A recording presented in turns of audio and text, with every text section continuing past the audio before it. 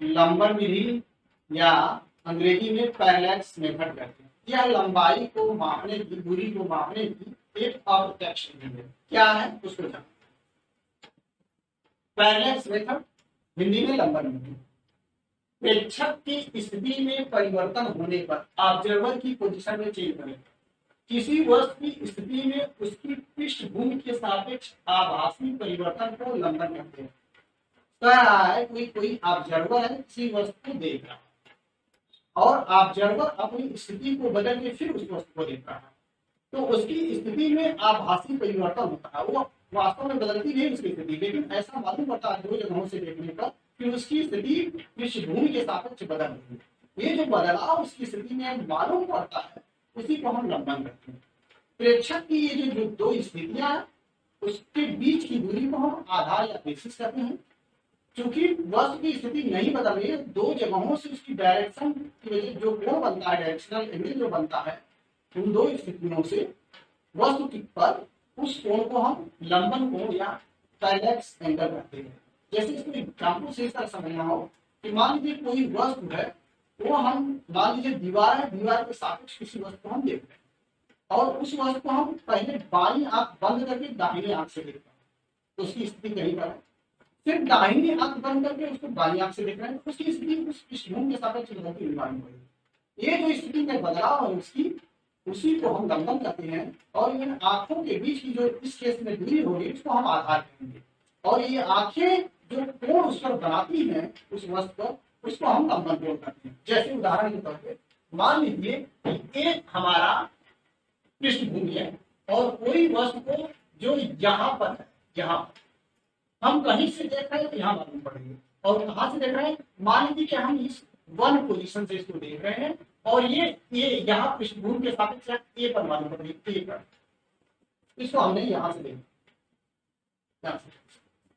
अब ये प्रेक्षक ऑब्जर्वर की स्थिति बदल गई, वो ऑब्जर्वर यहाँ दो पर आ गया, ये दो पोजीशन पर, तो उसको ये इसकी जो स्थिति यहाँ पर मालूम पड़ रही थी वही खिसक के यहाँ मालूम पड़ेगी। यानी वस्तु यहाँ वास्तव में नहीं है, वस्तु यही है लेकिन यहाँ पर मालूम पड़ेगी।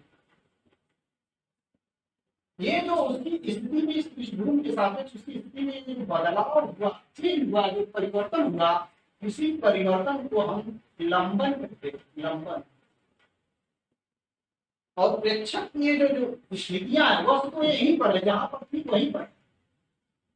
तो ये जो स्थितियां हैं उसकी, इन स्थितियों के बीच की दूरी को हम बेसिस या आधार कहते हैं।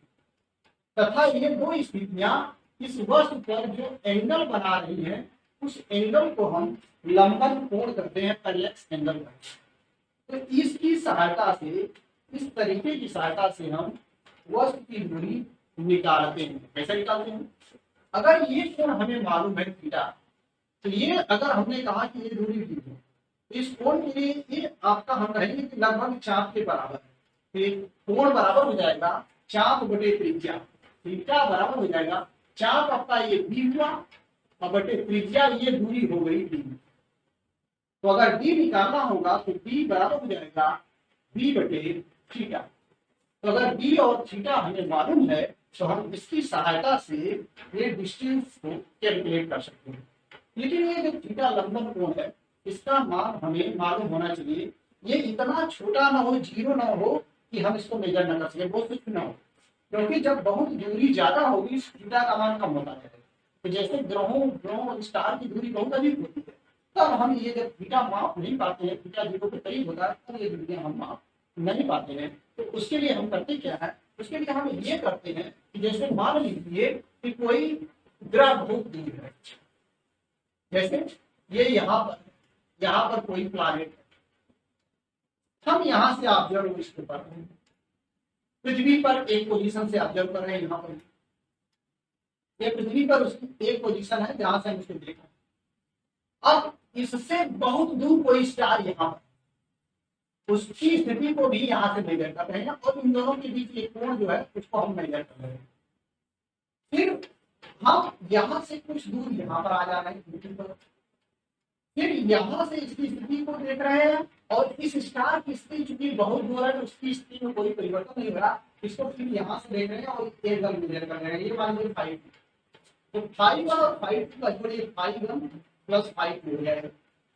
अब ये अगर दूरी हमको मालूम है, अगर ये दूरी दी है, तो हम ये five one plus five two अगर हमें मालूम हो गया तो हम ये दूरी निकाल सकते हैं, ये फैक्टर इसी तरह से, या थीटा की जगह five one plus five two रखेंगे, ये फैक्टर बी निकल जाएगा।